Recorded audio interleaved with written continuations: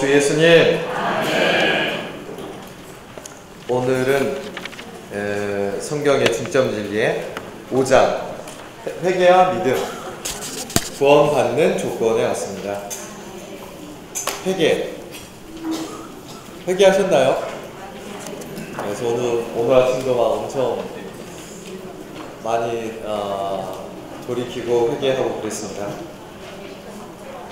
주님을 처음에 믿을 때 회개할 뿐만 아니라 특별히 천국을 위해서, 왕국을 위해서 자주 회개해야 되죠.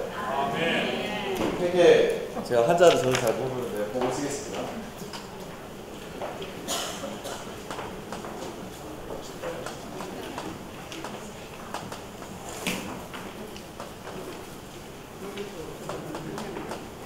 회개인데요.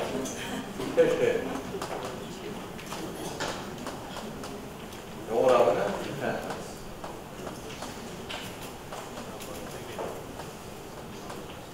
헬라어로 찾아보니까 메타노예요.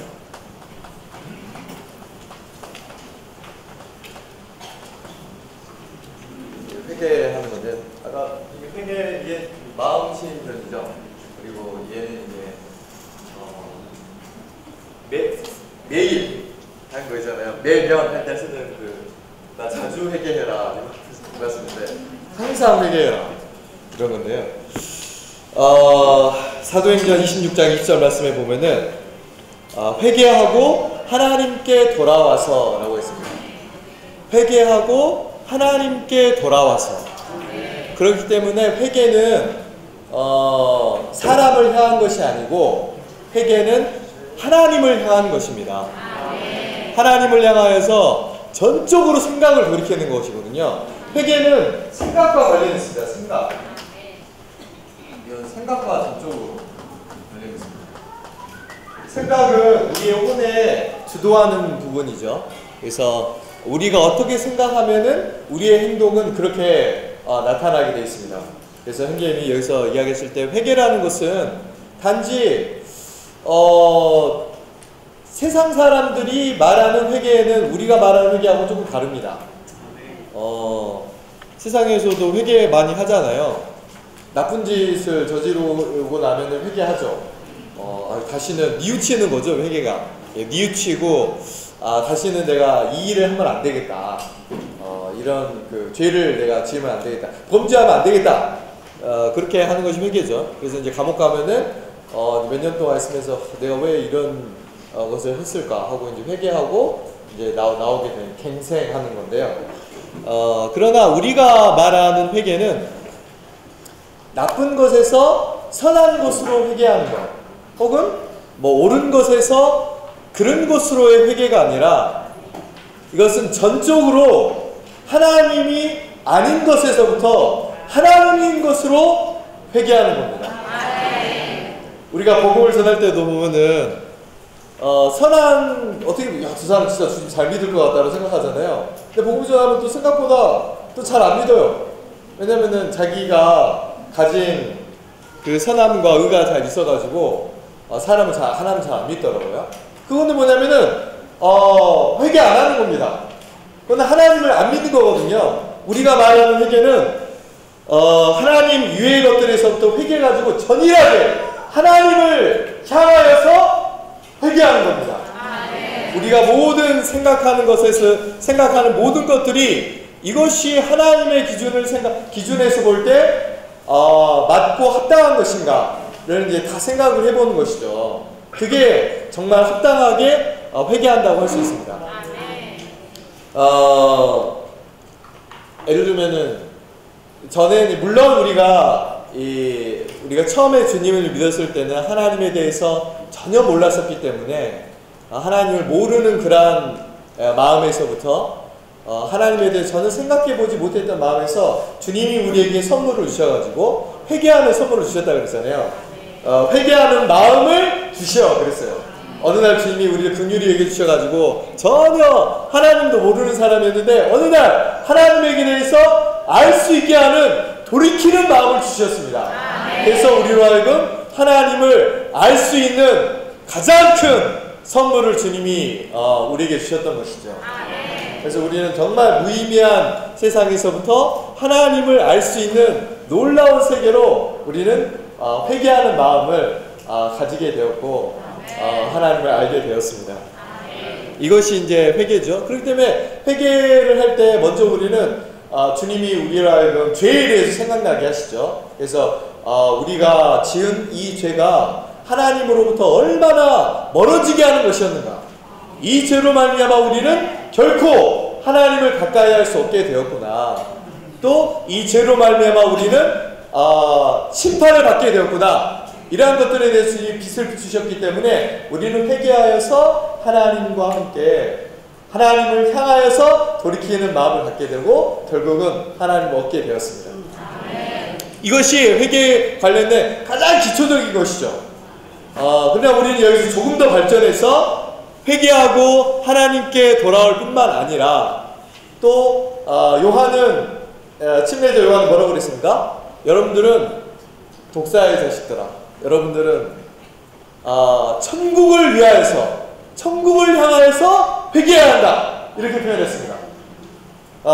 여기서 말하는 회개는 굉장히 포괄적인 회개예요. 단지 그냥 죄에서부터 회개하는 것뿐만 아니라 모든 하나님이 아닌 종교적인 것들에서부터 하나님을 대체하는 모든 것에서부터 회개하는 것을 말하는 것입니다. 우리가 이전에 가지고 있었던 모든 가치관들이 있잖아요. 다 다시 한번 이 하나님을 향하여서 재정립될 필요가 있습니다. 생각이 전환될 필요가 있습니다. 회개할 필요가 있습니다.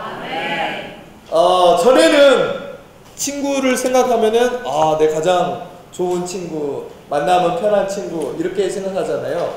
그러나 우리의 생각은 전환되고 회개할 필요가 있는데, 친구를 생각할 때 어떻게 생각해야 됩니까? 나는 이 친구에게 내가 얻은 가장 좋은 것을 선물해야 되겠다.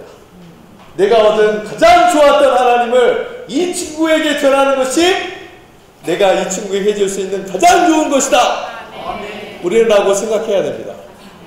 그냥 야 너는 만나면 편한 친구니까 우리 같이 잘 좋은 시간 보내보자, 이런 게 아니고 하나님의 복음에 대해서 이 친구에게 내가 전해주고자 하는 마음을 갖는 것이 친구에 대한 합당한 생각을 전환을 갖는 것입니다. 배우자에 대해서도 우리는 생각의 전환을 가지고 계십니까? 그냥 나랑 같이 사는, 영원히 같이 살 사람, 이렇게만 생각하고 그렇게 생각하면 안 되겠죠. 배우자에 대해서 우리는 서로 제가 생각하는 부분은 이렇습니다. 내가 이 양육할 대상이다. 내가 평생 내가 돌보고 양육하고 생명을 내가 공급해야 될 대상이다 라고 생각하면 얼마나 마음이 편하지. 안 그러면은 고치고 싶은 거 많이 생각나고, 안 그러면은 이렇게 나랑 안 맞는 거 생각나고 그러잖아요. 그러나 생각을 전환해가지고 회개하면은 주님이 새로운 마음을 주십니다. 내가 돌봐야 할 사람이구나, 내가 생명을 공급해야 될 사람이구나, 나와 함께 동역해서 신방할 사람이구나, 이렇게 생각하면 얼마나 마음이 편해집니까? 아멘. 자녀에 대해서도 그렇습니다. 자녀는 처음에 생각하면 내가 잘 키워야 할 상대, 물론 키워야 할 대상이긴 하죠. 하지만 하나님의 왕국을 생각할 때 우리의 자녀는 그냥 자녀가 아닙니다. 하나님께서 우리에게 주신 선물일 뿐만 아니라 주님이 우리에게 시간 안에 맡겨준 사람이에요. 우리의 품 안에 있을 때 정말 주님께서 맡겨두셨을 때 기도하면서 함께 얼마나 하나님 안에서 양육할 대상으로 주님이 우리에게 주셨는지. 요즘에는 전 다음 세대를 생각하면서 기도할 때마다 이렇게 그 억누르는 마음 있잖아요. 어떻게 표현해야 될지 모르겠지만 정말 우리의 다음 세대를 생각할 때 이전에 가졌던 그냥 내가 내 품 안에 있는 자식이다, 이렇게 생각하시면 안 됩니다. 우리는 생각을 전환해가지고 하나님 앞에서 기도하면은 회개하는 마음을 주십니다. 회개할 때 우리에게 새로운 마음을 이렇게 주시는 거거든요. 주 예수님, 1분 남았다고 게임이 벌써. 회개하고 하나님께 돌아와서 그래서 처음에 우리는 사람들에게 복음을 전할 때 이러한 생각이 전환될 수 있도록 도와주는 것입니다. 그래서 우리의 모든 생활의 일들이, 모든 생각의 다양한 방면들이, 우리의 돈과 명예와 또 심지어 우리 부모님에 대한, 심지어 우리 오락하는 것에 대해서, 우리가 심지어 잠을 자는 것에 이르기까지 모든 방면이 다 하나님 앞에서 생각이 전환될 필요가 있습니다. 천국을 위하여서 회개할 필요가 있습니다. 주 예수님, 이렇게 우리의 모든 생각이 전환되어서 하나님 앞에 회개할 때 우리의 생활은 완전하게 변화될 것입니다. 천국을 위해서 살게 될 것입니다. 그래서 회개하고 하나님께 돌아와서, 그리고 우리는 이후에 믿음을 우리가 갖게 된다고 하셨거든요. 그래서 회개하는 마음을 하나님께서 주셨습니다. 그리고 제가 마지막에 마태복음 3장 2절 말씀이었습니다. 회개하십시오, 천국이 가까이 왔습니다. 그래서 모든 방면에서 우리는 생각의 전환을 가지고 하나님을 향하여서 회개하고 천국을 향하여서 회개함으로 우리의 모든 생활이 변화되기를 원합니다.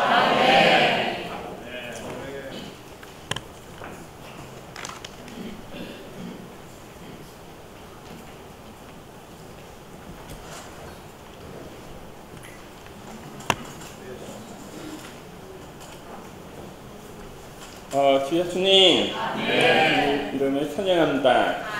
세 군데 한번 읽어보겠습니다. 5장의 맨 앞부분 102쪽입니다. 102쪽의 위에서 세 번째부터 한번 읽어보겠습니다. 하나님은 그분의 큰 사랑으로 말미암아 그리스도를 통해 사람을 위해 구속을 이루셨고, 또 성령으로 말미암아 그분께서 성사하신 구속을 사람에게 적용하시지만, 사람이 회개하지 않고 믿지 않으면 이 구속은 사람에게 구원이 되지 않는다. 여기 보시면 하나님의 큰 사랑으로 말미암아, 이 장에서 우리는 하나님의 사랑을 다뤘습니다. 그리스도를 통해 사람을 위해 구속을 이루셨고, 3장에서는 그리스도의 구속을 다루었고요. 그 다음에 또 성령으로 말미암아 그분께서 성취하신 구속을 사람에게 적용하시지만, 우리 4장에서는 성령의 적용을 우리가 다뤘습니다. 하나님께서는 2장부터 4장에 나와 있는 말씀처럼 그분은 모든 것을 다 이루셨다는 것입니다. 모든 것을 다 준비하셨습니다. 우리의 구원을 위해서, 하나님의 경륜의 성취를 위해서 모든 것을 준비하셨는데, 그러면 남은 것이 무엇이냐면 오늘 이 말씀처럼 우리가 회개와 믿음을 통해서 우리가 이 구속을 받아들임으로 구원을 받는 것입니다. 오늘 수많은 인연들이 복음을 전하지만 정말 어떻게 해서 구원을 받는지 정확하게 아는 사람이 많지 않다는 것입니다. 우리 이 5장을 통해서 우리가 복음을 전할 때 사람을 구원시킬 때 어떻게 해서 구원을 시켜야 하는지 명백하게 나와 있기 때문에 우리는 5장의 이 말씀을 우리가 잘 수고할 필요가 있습니다. 사람이 회개하지 않고 믿지 않으면 이 구속은 사람에게 구원이 되지 않는다는 것입니다. 그리고 두 번째로 읽어볼 게 있습니다. 107쪽입니다. 107쪽에 8번째, 위에서 8번째 부분을 읽겠습니다. 사람은 반드시 먼저 자기의 죄악과 부패를 인정하고 자신이 얼마나 하나님께 돈을 돌려주며 하나님을 대적했는지를 보므로 슬퍼하고 통회하여 하나님께 돌아선 다음에야 마음속에서부터 주 예수님을 믿고 믿게 된다. 주 예수님을 믿으려면 반드시 먼저 하나님께 회개해야 한다. 우리가 알듯이 회개는 생각을 바꾸는 것입니다. 사람이 타락한 이유로 이 생각이 하나님께 향하지 않고 자신과 세상을 향했기 때문에, 하나님을 멀리 떠났기 때문에 회개함으로 생각을 하나님께로 돌이킬 필요가 있는 것을 보여주고 있습니다. 그러면서 여기서 회개에 대해서 구체적으로 말씀하고 있죠. 자신의 죄악과 부패를 인정하고 자신이 얼마나 하나님께 등을 돌렸으며 하나님을 대적했는지를 봄으로 슬퍼하고 통회하여 하나님께 돌아서는 것이 바로 회개라는 것입니다. 아멘. 그리고 마지막으로 115쪽입니다. 115쪽 위에서 두 번째입니다. 참된 믿음 전에는 언제나 회개가 있고 참된 믿음 위에는 언제나 이름 부르는 것이 있다. 앞에 회개가 없는 믿음은 믿음만하지 못하고 후에 이름 부르는 것이 없는 믿음도 소득이 없다. 그의 믿음이 받아들이는 것과 안으로 들어가는 것을 포함하는지의 여부는 믿음 전에 회개가 있고 믿음 위에 부르는 것이 있는지에 달려있다. 회개는 사람이 주님을 받아들이도록 이끌고 이름을 부르는 것은 그가 주님 안에 들어간 것을 증명합니다. 자, 여기 사실상 구원의 조건은 믿음입니다. 믿음. 회개만 한다고 해서 구원을 받는 것이 아니다. 믿음으로서 구원을 얻는 것입니다. 아멘. 그런데 왜 회개가 필요하냐면 사람이 마음으로 믿어들면 그 밑에 문장도 같이 읽어볼까요? 만일 사람의 생각이 하나님을 향하면 그의 마음도 분명히 주님을 영접할 것이고 그의 입은 반드시 주님을 부를 것이다. 여기 세 가지 다르고 있습니다. 생각과 마음과 입입니다. 마음으로 주님을 믿고 받아들이려면 먼저 생각이 주님께로 향해야 한다는 겁니다. 생각이 주님께로 돌이켜야만이 이 사람이 마음으로 주님을 믿을 수 있게끔 더 도와준다는 거죠. 그래서 우리가 사람을 구원시켜서 주님을 믿게 하려면 먼저 회개의 단계를 반드시 통과하게 해야 한다는 것입니다. 그리고 믿음 위에는 주님의 이름을 부르는 것이 나옵니다. 이것이 요마서 10장 9절부터 13절 말씀에 자세히 나오거든요. 마음으로 믿어 의에 이르고 입으로 신하여 그러니까 예수님을 주님이라고 신하여 구원에 이른다고 말씀하셨습니다. 그 사람이 주님의 이름을 불렸다는 것은 여기처럼 그가 주님 안에 들어간 것을 증명하는 것입니다. 그가 믿었다는 것을 증명한다는 거죠. 그래서 요마서 10장 14절에는 믿지 않는 분은 어떻게 부를 수 있겠습니까? 라고 말씀하면서 그가 믿었다는 것을 무엇으로 증명할 수 있겠습니까? 그것은 바로 주님의 이름을 부름으로써 증명할 수 있다는 겁니다. 그래서 많은 경우 복음을 전할 때 아무리 전해도 주님의 이름을 안 부른 사람이 있더라고요. 주님의 이름을 안 불렸다는 것은 그는 주님께 회개하지 않았고 또 마음으로 믿지 않았다는 것을 이야기하는 것입니다. 그런데 어떤 사람이 주님의 이름을 불렸다는 것은 그는 생각을 주님께로 돌이켰고 마음으로 주님을 믿었다는 것을 증명한다는 거죠. 그래서 우리는 회개와 믿음과 주님의 이름의 부름을 통해서 우리는 사람들을 구원 안으로 이끌 수 있다는 것을 보여줍니다. 주 예수님, 이것은 마치 어떤 어머니가 아들을 너무 사랑해가지고 시장에 보고 몇 시간 동안이나 맛있는 음식을 만들었습니다. 만들었는데 진짜 먹어야 될 이 아들은 컴퓨터 게임에 빠져가지고요. 아무리 불려도 오지 않는 거예요. 근데 이 아들이 어느 날 컴퓨터 게임 하다가 갑자기 이런 생각 드는 거예요. 어머니는 나를 위해서 나를 사랑해가지고 이런 많은 음식들을 만들고 있었는데 나는 컴퓨터 게임에 빠져있고 내가 뭔가 잘못했다 하면서 오늘 어머니에게 가야 되겠다 하면서 돌이키는 겁니다. 돌이켜서 그 맛있는 음식을 먹게 되죠. 받아들이는 겁니다. 이 먹는 것이 바로 믿음이라는 거죠. 받아들이고 나서 어머니 너무나 맛있습니다. 입으로 신할 때 그것이 주님의 이름을 부르는 것과 같다는 것입니다. 이렇게 해서 어머니가 준비한 이 모든 풍성들을 받아들여서 묻어서 구원을 받게 되는 것입니다. 마찬가지라는 거죠. 그러면서도 제가 공부 생각했어요. 이 세 가지를 가장 잘 설명해주는 복음지가 없을까 생각했는데 인생의 비밀이더라고요. 인생의 비밀 안에 모든 것이 포함되어 있는 것을 우리에게 보여주고 있습니다. 이 인생의 비밀은 네 가지 열쇠를 이야기하는데 첫 번째 열쇠에서는 하나님의 마음의 갈망을 사람에게 열어줍니다. 하나님이 어떤 마음을 갖고 계셨고 어떤 갈망을 가지고 또 어떤 계획을 갖고 계셨는지 첫 번째 열쇠에서 이야기하고요. 두 번째 열쇠에서는 사람의 타락을 이야기하면서 나는 타락한 존재라는 것을 깨닫게 해준다는 것입니다. 나는 죄에서 구원받을 필요 없고 내 스스로는 구원시킬 수 없다는 것을 깨닫게 해주면서 세 번째 열쇠에서 하나님이 사람에 대해서 이 예수님이 인생을 사시면서 나를 위해서 세 가지 신분으로 죽으셨다는 것을 말씀해 주시면서 이 죽으심을 통해서 하나님의 사랑을 만지게 한다는 거죠. 그러면서 네 번째 요소에서 하나님의 분별을 이야기하면서 29쪽에 보시면 이제 당신은 무엇을 해야 합니까? 무엇을 해야 합니까? 또 세 가지를 말씀하고 있습니다. 첫 번째는 회개해야 된다. 하나님께 마음을 돌이켜야 된다고 말씀하고 있고, 두 번째는 믿음으로서 영접해야 된다. 그리고 세 번째는 부름으로서 신해야 한다면서 여기서 구원의 길을 활짝 열어준 것을 우리에게 보여주고 있습니다. 그러니까 이 네 가지 요소를 통해서 그는 온전히 하나님께 마음을 돌이킬 수 있는 그런 기반을 제공했다는 거죠. 그러므로서 그런 말씀을 들었기 때문에, 말씀이 들어왔기 때문에 그는 생각을 바꿀 수 있는 능력을 얻게 된 겁니다. 그래서 네 가지 요소를 들었다는 것만 해도 하나님 선물을 받은 거예요.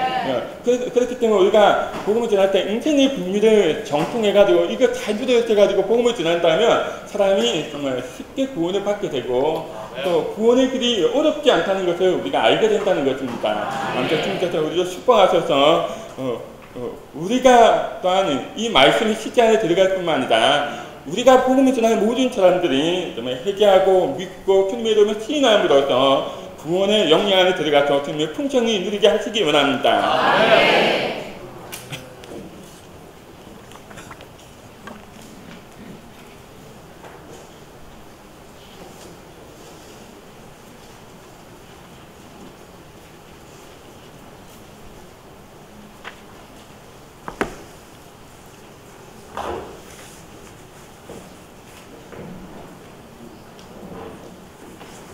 할렐루야. 아멘.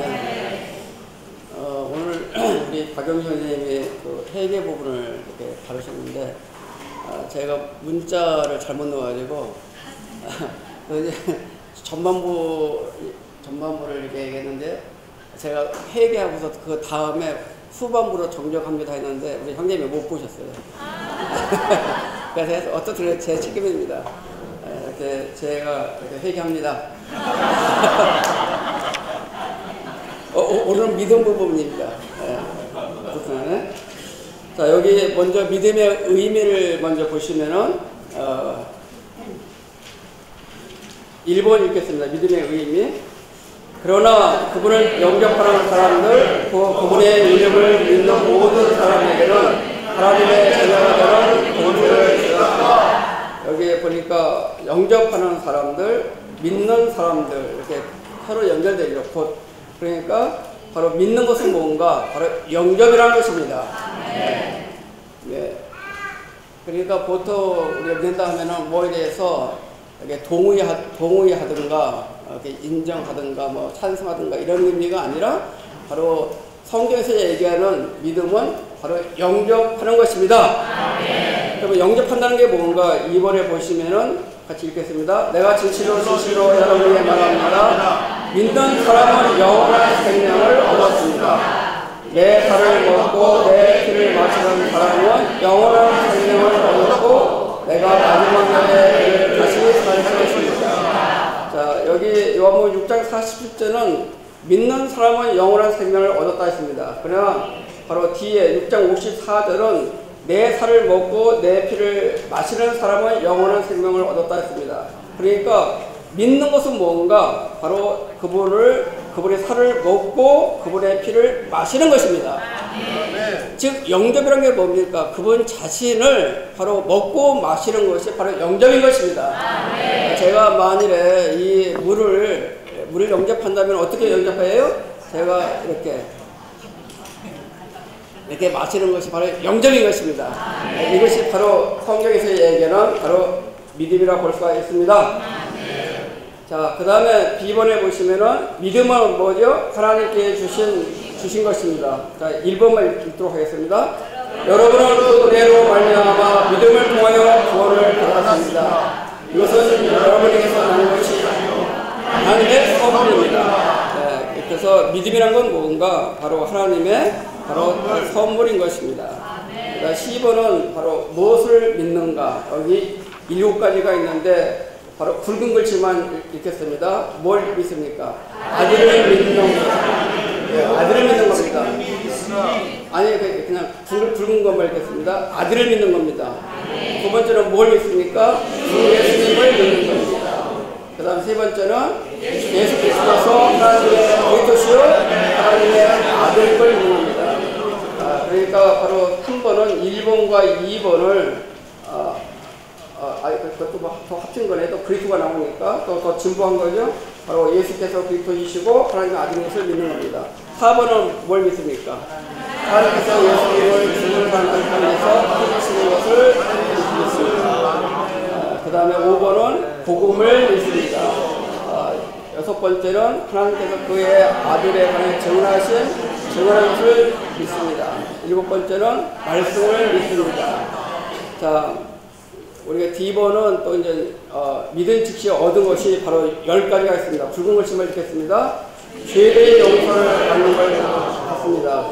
2번은 씻어주고, 3번은 거룩하게 되고, 이롭게 되고, 그다음에 화평을 누리고, 그다음에 하나님의 아들에서 난 사람들이고, 영원한 생명을 얻고, 그다음에 성령을 얻고, 구원을 받고, 이 모든 항목은 앞으로 지금 이제 6장부터 하나씩 우리가 다루게 될 것입니다.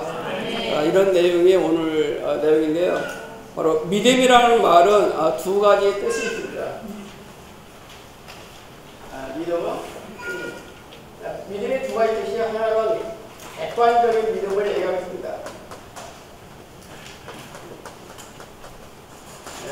그 다음에 하나는 주관적인 믿음이다.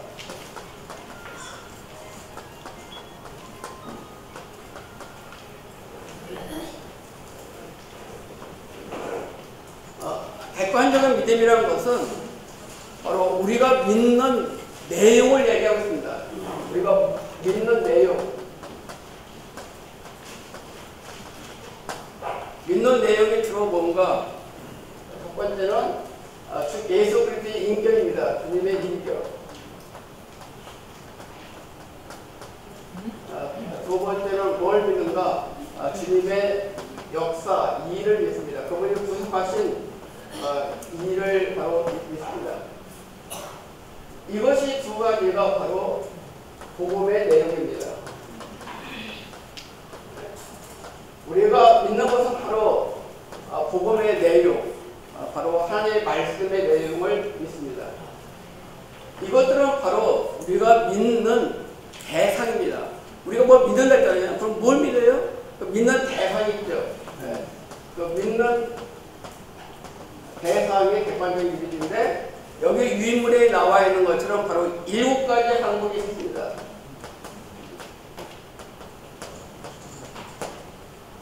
그분께서 십자가에서 죽고 부활하셨어요. 우리는 주님이 십자가를 죽으신 걸 믿는 것이 아니라 그분이 죽고 부활하신 것을 믿는 것입니다. 또 부활하신 걸 믿는 것이 뭐예요? 그분의 역사를 믿는 것입니다. 우리는 그분 자신이 하나님의 아들이시다. 그분이 바로 예수 그리스도시다. 그분이 바로 그리스도시요 하나님의 아들이시다. 이런 것들은 바로 인격을 믿는 것입니다. 그러나 이것만 봐서는 안 되는 거예요. 우리는 바로 주관적인 믿음이 있는데 이건 믿는 행위를 얘기하고 있습니다. 그래서 믿음을 얘기할 때는 이 두 가지 방면을 반드시 염두에 두셔야 됩니다. 좋은 하나의 말씀을 제가 소개해 드리겠습니다. 디모데전서 1장 19절을 보시면 이런 말씀이 있습니다. 하나의 예를 들면 디모데전서 1장 19절 믿음과 선한 양심을 가지십시오. 믿음과 선한 양심을 가지십시오. 이때 믿음과 선한 양심을 가지라 할 때 이 믿음은 바로 주관적인 믿음으로서 믿는 행위를 얘기한 것입니다.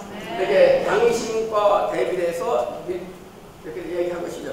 그러나 후반절에서 뭐라고 얘기하자면은 바로 어떤 사람들은 이것을 버렸고 믿음에 있어서 파산하였습니다.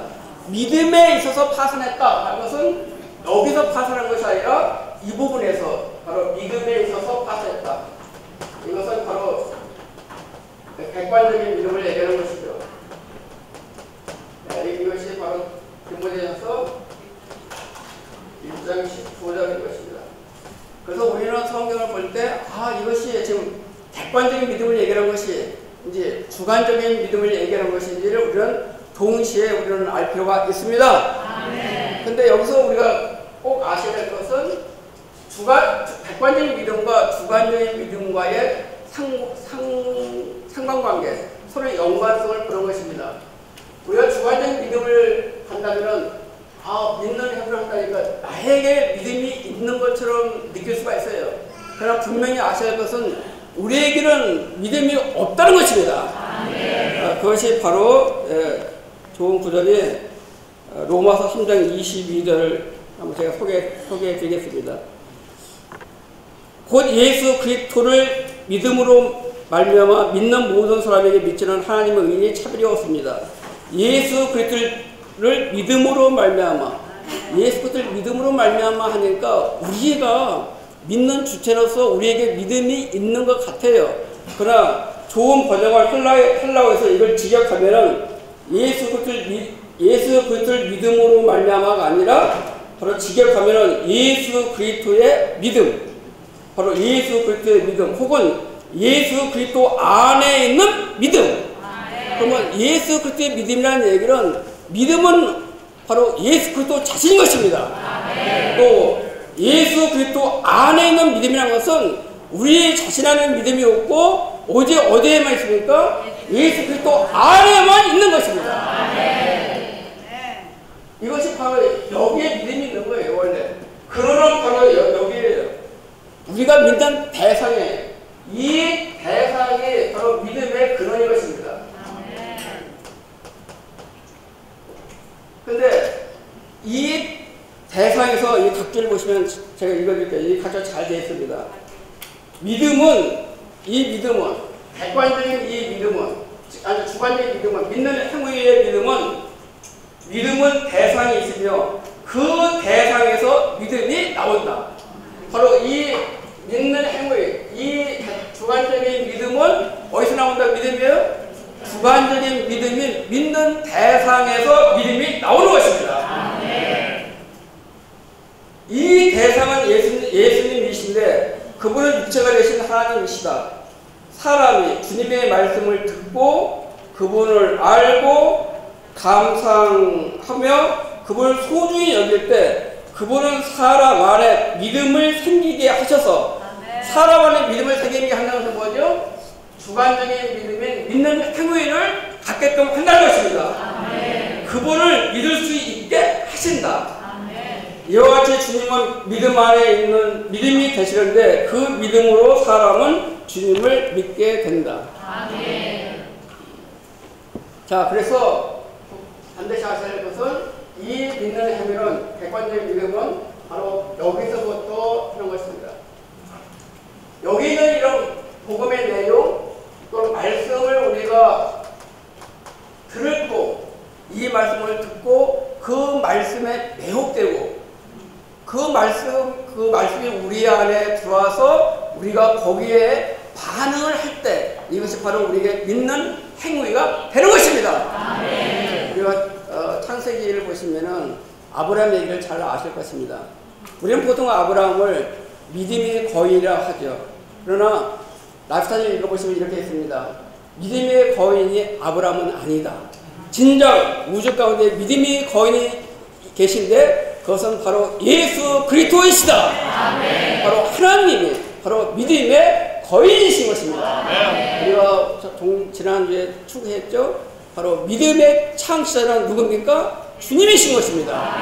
그분이 바로 믿음의 근원이시고 창시자시고 완성케 하시는 분이고 개척자이시고 바로 온전케 하시는 분이시죠. 그분이 바로 믿음의 근원이 되시는 것입니다. 아브라함에게는 믿음이 전혀 없었습니다. 그러나 영광의 하나님, 믿음의 하나님께서 아브라함에게 영광으로 자꾸 나타나셨어요.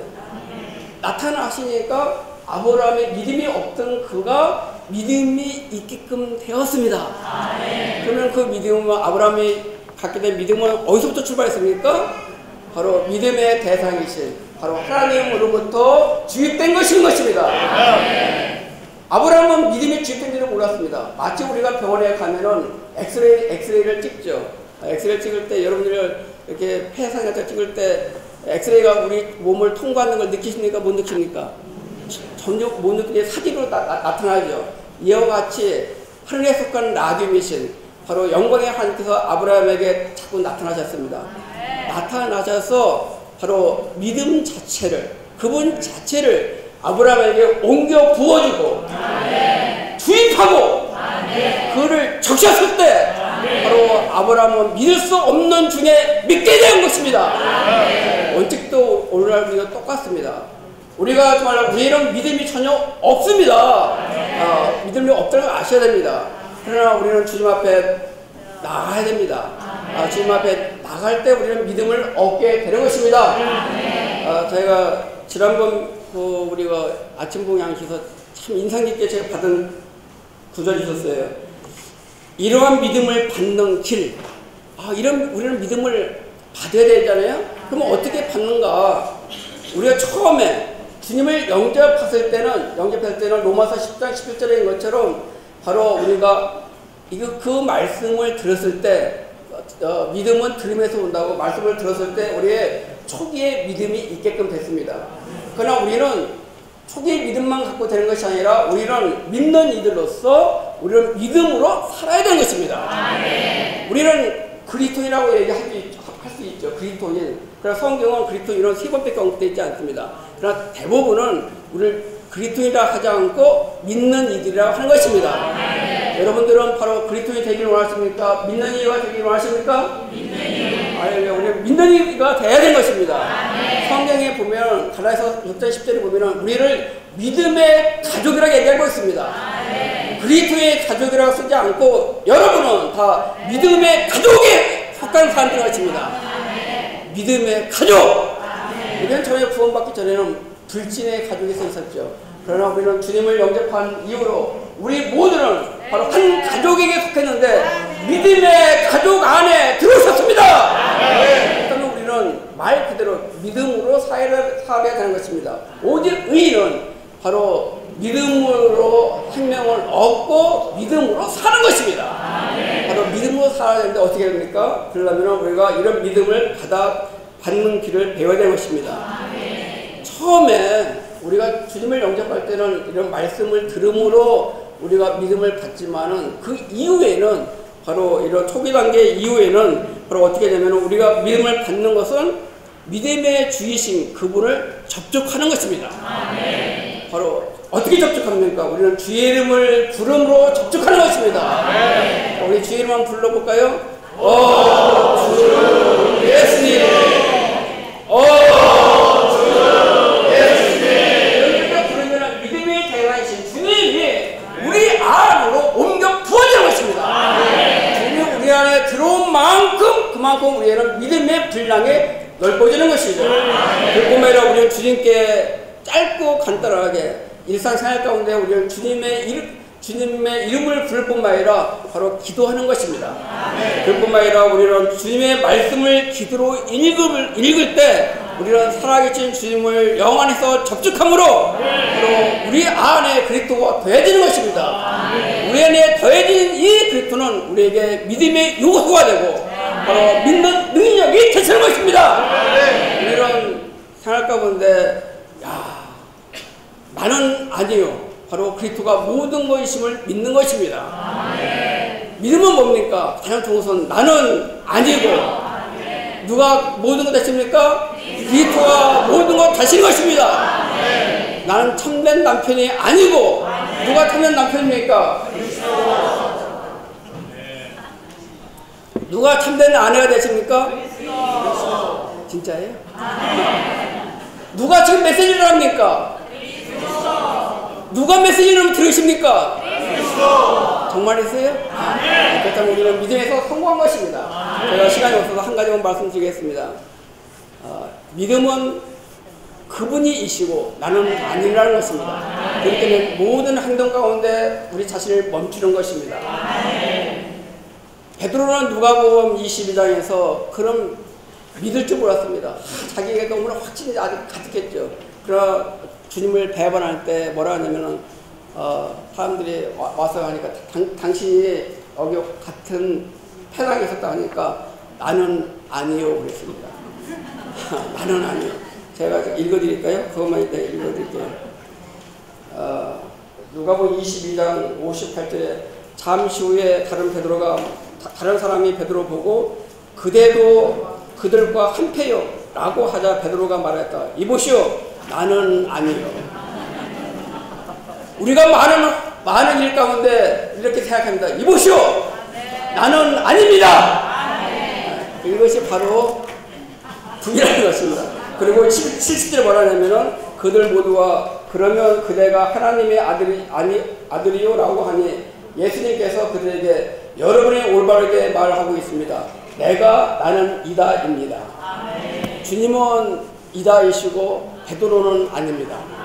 주님은 이다이시고 이명재는 아닌 것입니다. 이것이 생활 가운데 바로 우리가 메시지를 전하든 신방을 하든 백화점에 가서 여러분은 물건 사시든 우리는 아니고 주님이 이시다는 것입니다. 그 얘기는 뭡니까? 주님이 이시다는 것은 그분이 우리의 생명이 되실 뿐만 아니라 그분이 인격이 되신 것입니다. 그 일을 누가 하느냐는 것입니다. 이것이 바로 우리가 믿음으로 사는 것입니다. 여러분 이제 단순하게 교리로 그치지 않고 우리 삶 가운데 이런 말씀이 살아 움직일 수 있기를 원합니다.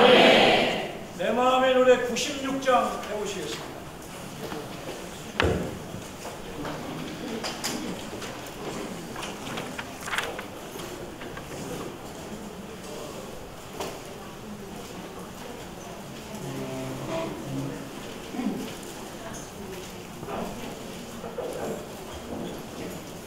다 같이 일어나셔서 서로 이렇게 좀 바라보면서 한번 해봅시다. 앞뒤로 서로 보면서 가사도 보시면서 하늘에 한 낯선 하늘로 우리 이끄시어 주님 거듭나게 했네 왕국의 시가 되신 주님 생활 나만의 그림자 성장하리라 회개하며 떠드신 주님을 따와서 보으라 왕국을 위하여 주께서 부르신다 주께 자신을 누려 왕국을 얻으라 어떤 실제인가 어떤 안영광인가 삶이 하나님만의 삶은 왕을 만나보라 왕국은 왕이신 주님과 그분의 확대와 확장인 왕국의 백성이 누리라 왕국은 전체적인 인격 천국의 실제는 안에서 다스리시는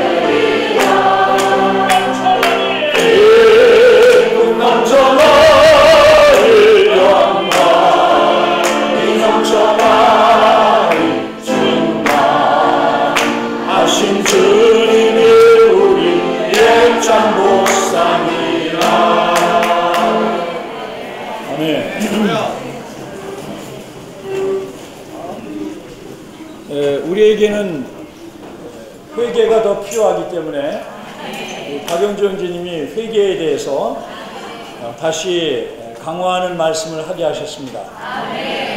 우리 일생에 하나님 아닌 모든 것에서, 그리스도 아닌 모든 것에서, 그 영과 교회가 아닌 모든 것에서, 천국의 실제가 아닌 모든 것에서 순간순간 회개함으로 돌이킬 수 있기를 원합니다.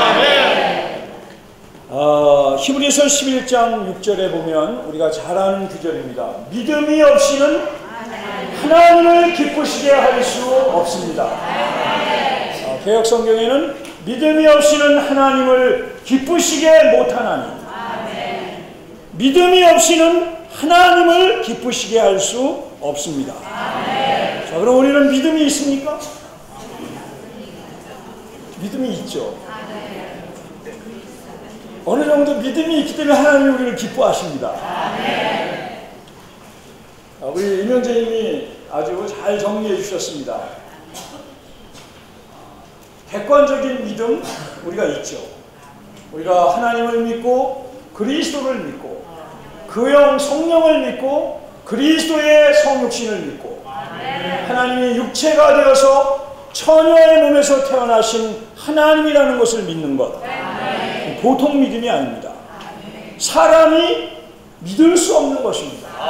그분이 죽으실 뿐만 아니라 우리의 모든 죄들을 십자가에서 박으신 것, 끝내신 것, 또한 3일 만에 부활하신 것,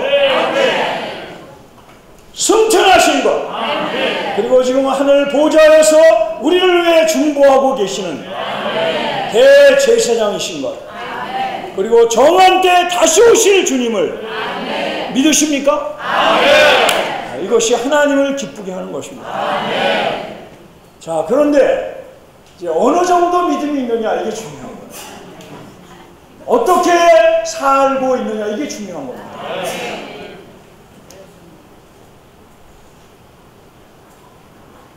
이쪽에 있는 믿음에 대해서, 이 믿음은 시력과 같습니다.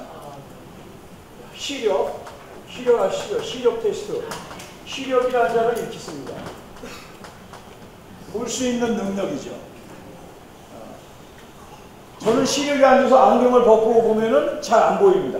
이걸 쓰고 보면 한쪽 눈은 1.0, 한쪽 눈은 0.7입니다. 근데 어떤 사람은 이걸 안 쓰고도 1.5, 어떤 경우는 2.0까지 가요. 근데 몽골에 있는 사람들은 7.0도 나온대요. 이게 진짜랍니다. 저는 들었어요. 볼 수 있는 능력입니다. 이것이 바로 믿음입니다. 우리 니영재님이 전적으로 믿음에 관하여 말씀을 전하신 적이 있어요. 아주 그분의 후기 사역에 속하는데, 믿음은 시력이다. 믿는 것, 이 주관적인 믿음은 뭐냐? 보는 것이다. 그러니까 보는 거는 중국말로 보면 이게 간자죠. 보는 거예요. 이러한 시력이 있을 뿐 아니라 시력이 있지만 안 보면 없는 거나 다름없는 거예요. 아이들이 태어나서 저는 눈은 잘 말똥말똥 뜨고 있고 예쁘지만 볼 수 없어요. 왜냐면 나와서 보는 연습을 안 했기 때문에. 왔다 갔다 하지만 아이들은 몰라요. 뭔지를. 어느 정도 시간이 지나야 아이들이 알아보는 것입니다. 자, 우리가 이러한 믿음의 시력을 그분의 특별한 은혜로, 보배로운 믿음을 우리에게 주셨습니다. 수많은 사람들이 믿지 못하는 믿음을 우리는 선물로 받았어요. 그래서 우리는 하나님의 경륜에 속한 신약 경륜의 모든 내용을 새 예루살렘에 이르도록 믿고 있습니다. 이것이 바로 볼 수 있는 시력이에요. 근데 우리는 이 주님이 주신 놀라운 베드로 형제님이 말한 보배로운 믿음을 쓰느냐 안 쓰느냐, 이러한 시력을 사용하는 것, 보는 것, 이것이 바로 믿는 것입니다. 근데 우리는 많은 경우에 무엇으로 살고 있는가? 대개 우리는 우리의 경험으로 살고 기질로 살고 타고난 생명으로 삽니다. 부모에게서 유전받은 급한 것으로 살고 또는 부모에게서 물려받은 아주 착실하고 성실한 것으로 살고 아이들도 보면은요 똑같은 아이들인데 밥을 깨끗하게 먹는 아이가 있고 그냥 막 남기는 애가 있어요. 이제 부모에게 물려받은 거예요. 깨끗하게 먹어도 별거 아니고 지저분하게 먹어도 나중에 크면 별거 아니더라고요. 어떤 애는 타고나기를 빨라요. 어떤 아이는 타고나기를 느립니다. 어떤 아이는 타고나기를 조심성이 있어요. 그래서 저희 아이들을 이렇게 보면 이제 2남 3녀, 손자가 2남 3녀인데 한 아이는 차분해요. 2남 3녀, 2남 1녀, 손자가 2남 1녀. 아이고 언제 다 쓰시겠네. 그 중에 한 명은 차분해. 이런 데서 여기 내려갈 때도 그냥 이 다리를 그냥 내릴까 말까 조심조심하고 그러니까 덜 다쳐요. 근데 그냥 둘째는 막 그냥 좌측으로 막 이마도 깨지고 막 손도 부러지고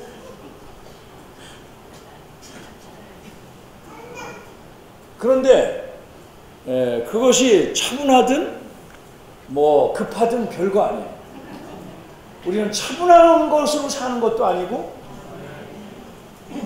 급한 것으로 사는 것도 아니고 이 세상이 주는 모든 가치 기준으로 사는 게 아닙니다. 우리는 바로 믿음의 내용, 우리가 믿는 대상인 삼위 하나님 자신, 그리스도가 이루신 성육신으로부터 다시 오신까지의 역사를, 그리고 그분이 우리 가운데서 시작하신 맏아들의 형상을 이루게 하는 이러한 변화의 과정을 믿는 것입니다. 이러한 눈을, 이러한 시력을 우리에게 주셨는데 이것을 사용하느냐 안 사용하느냐가 우리의 삶을 결정하는 겁니다. 자, 우리의 하루의 삶을 보면 우리에게는 믿음이 없습니다. 제가 47년을 믿었거든요. 예수님을 처음 믿은 지 47년이 됐어요. 근데도 여전히 어느 때 보면 믿음이 없는 사람 같아요. 우리 자신에게는 믿음이 없습니다.